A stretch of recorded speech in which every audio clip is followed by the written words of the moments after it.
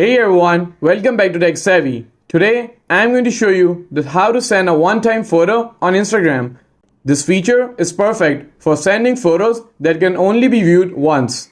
So, let's get started. First, open up the Instagram app on your phone. Okay, so once you're on Instagram, swipe left to go to the story section.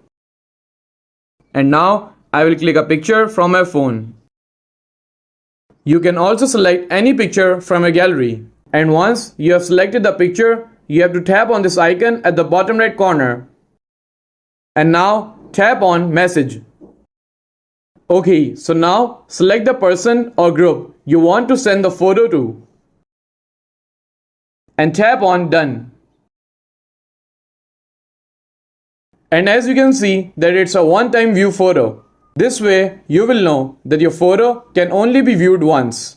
And that's it. You have successfully sent a one-time photo on Instagram. If you found this video helpful, please give it a thumbs up and don't forget to subscribe to Tech Savvy for more helpful content.